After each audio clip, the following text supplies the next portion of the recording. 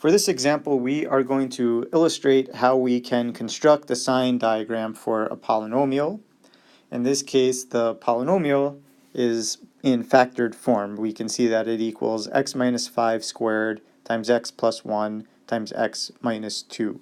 And in the end, it's important to keep the big picture in sight. After we've constructed a sign diagram, we're going to know the sign of the function at every value of x. We're going to know for what values of x the function is positive, for what values of x the function is negative, and for what values of x the function is 0. So with that in mind, the first step in setting up a sign diagram is to find the zeros. Okay, and we do this by solving when is the polynomial f of x equal to 0. And since this polynomial is already factored, we see that the zeros are located at x is equal to 5, x is equal to minus 1, and x is equal to 2. The 5 comes from the first factor. Plugging in 5 will make this factor 0, so therefore the polynomial will be 0. Plugging in minus 1 makes this factor 0, and plugging in x equals 2 into this factor makes the last factor 0. So we have 3 different zeros. So let's go ahead and mark these zeros on a number line below. So here's a number line, and we're going to keep track of at what values of x is the value of the function f of x 0, positive, or negative. So we've got one 0 at minus 1, we have a second 0 at 2, and we have a third 0 at 5. I'm not being too concerned about the scale on this number line, but at least I want to make sure that these are ordered in the right order, in the sense that minus 1 is the smallest value, and then 2, and then 5. I wouldn't want to jumble up the order of the x values.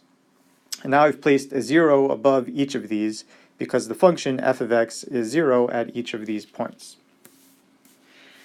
Next, we're going to pick a test value in each of these intervals. So this divides all values of x up into a couple of intervals. And so there's one interval bigger for all values of x that are bigger than 5. And so I'm going to pick a test value over here, say 6. Then I'm going to pick a test value in this interval between 2 and 5, say we're going to pick 3. Then I'm going to pick a test value in the interval from minus 1 to 2, say 0. And then lastly, I'm going to pick a test value over here for the interval that is less than minus 1. So in each of these intervals, I had one over here, I picked a test value such as minus 2. I could have picked any value less than minus 1. I picked one value in between these two zeros, I picked one value in between these two zeros, and then I picked one value above 5, which was the largest 0 that I had. And now we're going to see what the sign of the function is at each of these test values. So starting with the value x is 6 that I've marked in blue, I plug 6 into the function f of x. So I would get 6 minus 5 squared times 6 plus 1 times 6 minus 2. And then I simplify. So this would give me 1 squared times 7 times 4, which is 28. And that's bigger than 0.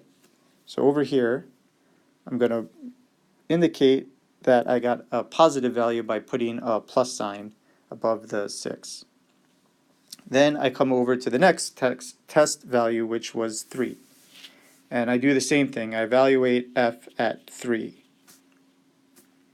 So I get 3 minus 5 squared times 3 plus 1 times 3 minus 2. And simplifying that, I get 16. That's another positive number. So over here, above 3, I put another positive sign above the 3. Then I test the next value, which was 0, and f of 0 is 0 minus 5 squared times 0 plus 1 times 0 minus 2, and simplifying that product gives me minus 50. So this one is negative. So I'm going to put a negative sign above the 0. And then the last test value that we have is picking some x value which is less than minus 1. We pick minus 2, and I would plug in minus 2 into the function and evaluate. And simplifying this, we get 196, which is positive. So I put a plus sign over the minus 2. So in the end, what I've got up here, this is my sign diagram. This is what we call a sign diagram. And what this tells me is that over here, the function is positive. So for all of these x values, the function f of x is positive. Then it crosses over the x-axis, and then the function becomes negative for all of the values between minus 1 and 2. At x equals 2, the function it crosses over the x-axis again, and then f is positive. It comes back to the x-axis at 5, and then it becomes positive again. And I know that the function can't change signs anywhere other than at minus 1, 2, and 5, because these are the only values where the function is equal to 0. It would be impossible to change signs without passing over the x-axis. And so to summarize, this sign diagram that we constructed up here is useful. It helps us come up with a rough idea of what the graph of the function looks like down below here.